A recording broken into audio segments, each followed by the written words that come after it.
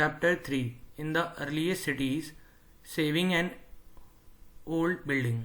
Jaspal and Harpreet were playing cricket in the lane outside their home when they noticed the people who were admiring the dilapidated old building that the children called the haunted house. "Look at the architecture," said one of the men. "Have you seen the fine wood carving?" asked one of the women. "We must write to minister so that she makes arrangements to repair and preserve this beautiful house." Why, they wondered, would anybody be interested in the old run-down house? The story of Harappa. Very often old buildings have a story to tell. Nearly 150 years ago, when railways lines were being laid down for the first time in the Punjab, engineers stumbled upon the site of Harappa in present-day Pakistan. To them, it seemed like a mound that was a rich source of ready-made, high-quality bricks. So they carried off thousands of bricks from the wall of the old buildings of the city to build railway lines. Many buildings were completely destroyed. Then about 80 years ago, archaeologists found the site and realized that this was one of the oldest cities in the subcontinent. As this was the first city to be discovered, all other sites from where similar buildings and other things were found were described as Harappan. These cities developed about 4700 years ago. Very often, old buildings are pulled down to make way for new construction. Do you think it is important to preserve old buildings?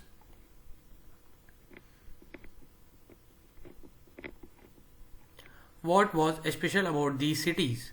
Many of these cities were divided into two or more parts. Usually, the part to the west was smaller and higher. The archaeologists describe this as citadel. Generally, the part to the east was larger but lower. This is called the lower town. Very often, walls of baked bricks were built around each part. The bricks were so well baked that they have lasted for thousands of years. The bricks were laid in an interlocking pattern, and that made the walls strong. In some cities, special buildings were constructed on the citadel. For example, in Mohenjo-daro, a very special tank, which archaeologists call the Great Bath, was built in this area.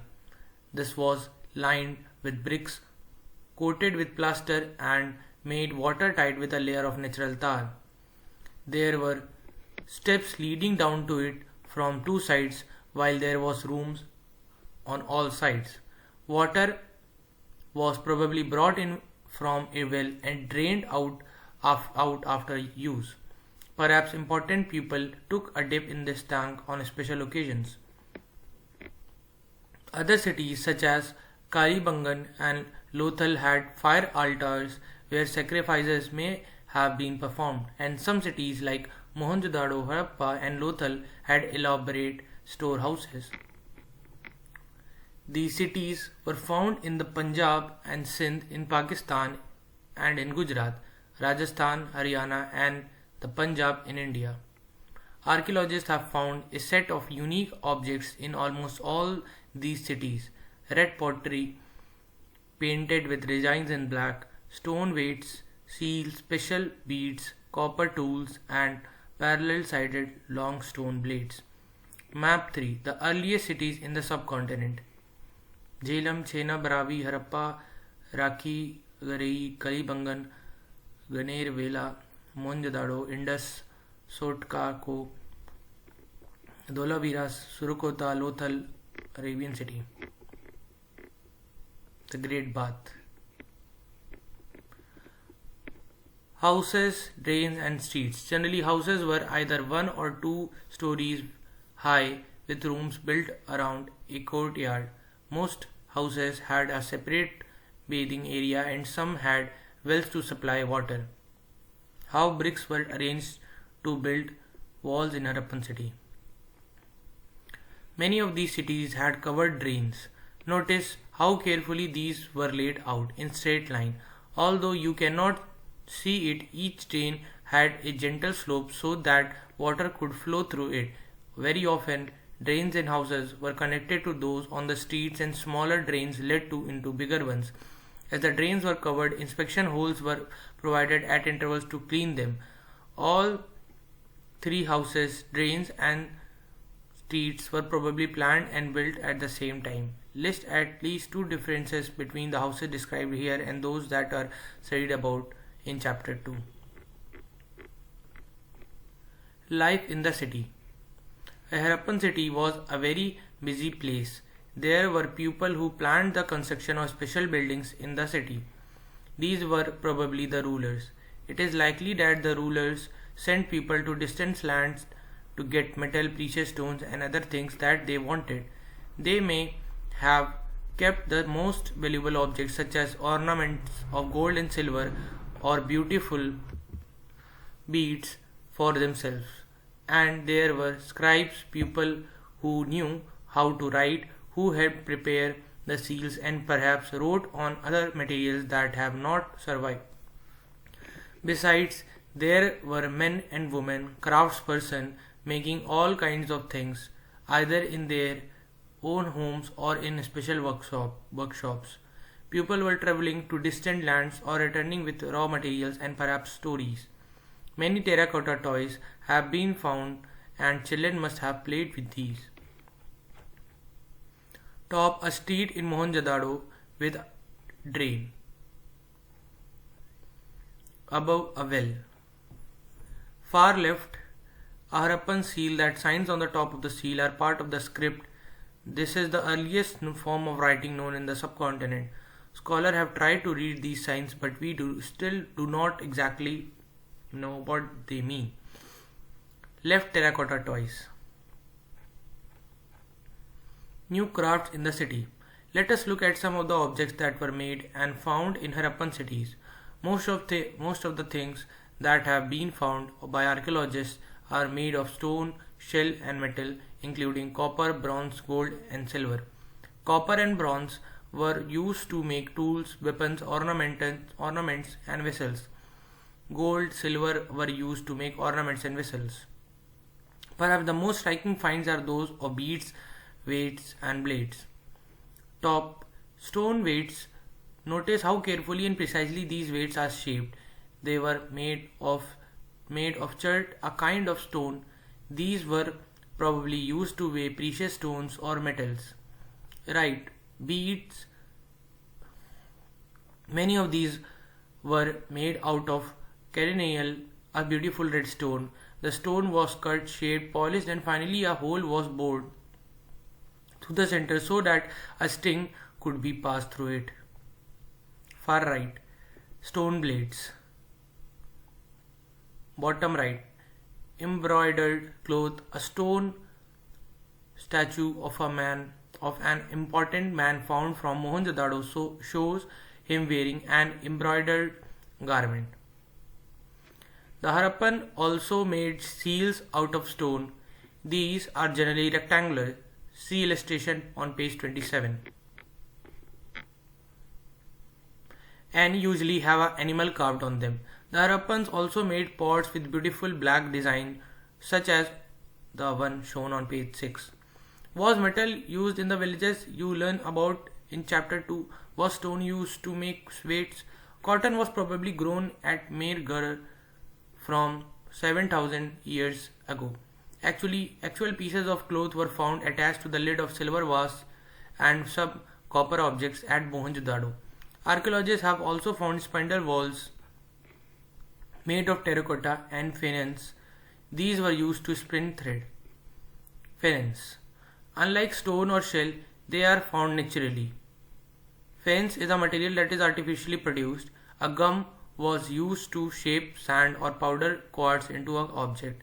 The objects were then glazed, resulting in shiny glassy surface. The colors of the glaze were usually blue or sea green. Faience was used to make beads, bangles, earrings and tiny vessels.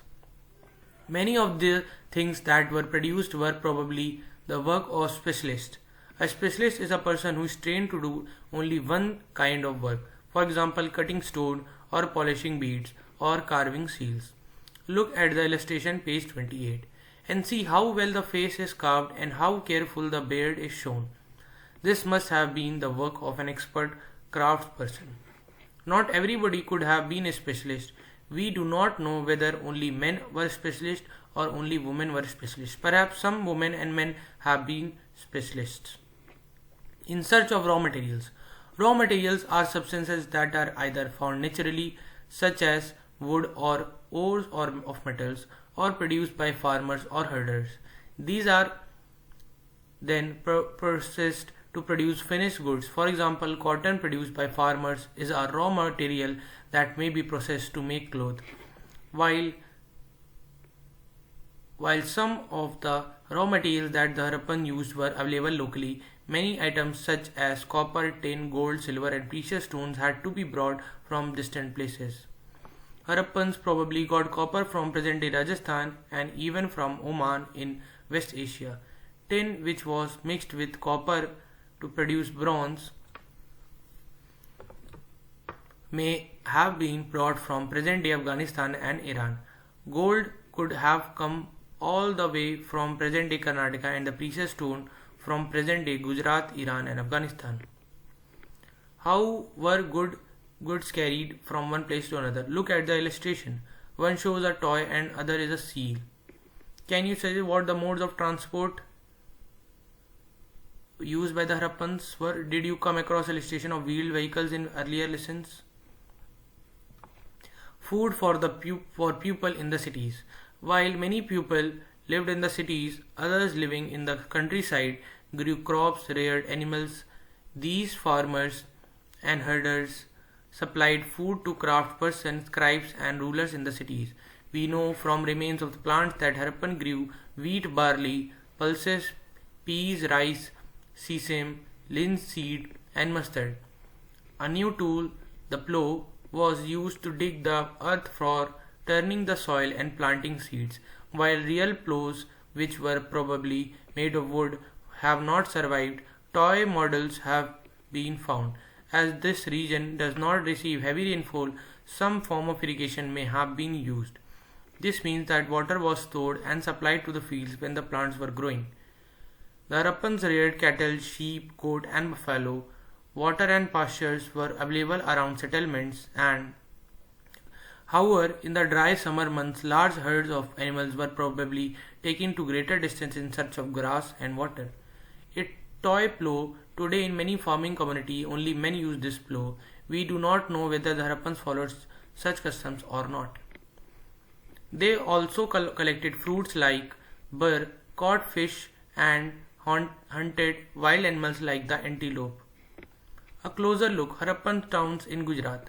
The city of Dholavira was located on Khader Beth, also called as Bith, in the run of Kutch, where there was fresh water and fertile soil. Unlike some of the other Harappan cities, which were divided into two parts, Dholavira was divided into three parts, and each part was surrounded with massive stone walls with entrances through gateways. There was also a large open area in the settlement where public ceremonies could be held. Other finds include large letters of the Harappan script that were carved out of the white stone and perhaps inlaid in wood. This is a unique find, as generally Harappan writings has been found on small objects such as seals. The city of Lothal stood beside a tributary of Sabarmati in Gujarat, close to the Gulf of Khambhat. It was situated near areas where raw materials such as semi-precious stones were easily available. This was an important center for making objects out of stone, shell and metal. There was also a storehouse in the city. Many seals and sealings, the impression of seals on the clay, were found in this storehouse. A dockyard at Lothal. This huge tank may have been a dockyard where boats and ships came in from the sea and through the river channels. Goods were probably loaded and unloaded here. A building that was found here was probably a workshop for making beads, pieces of stones, half-made beads, tools for beads making, and finished beads have been found here. Seals and sealings. Seals may have been used to stamp bags or packets containing goods that were sent from one place to another. After a bag was closed or tied, a layer of wet clay was applied on the knot and the seal was pressed on it. The impression of the seal is known as sealing. If the sealing was intact, one could be sure that the good was arrived safely. Seals are used even today. Find out what they are used for. The mystery of the end. Around 3900 years ago, we find the beginning of a major change. People stopped living in many of the cities. Writing, seals, and weights were no longer used. Raw materials brought from long distance became rare. In Mohenjo-daro, we find the garbage piled up on the streets. The drainage system broke down and new, less impressive houses were built, even over the streets. Why did all this happen? We are not sure. Some scholars suggest that rivers dried up, others suggest that there was deforestation. This could have happened because fuel was required for baking bricks and for smelting copper ores. Besides, grazing by large herds of cattle, sheep, and goat may have destroyed the green cover. In some areas there were floods, but none of these reasons can explain the end of all the cities.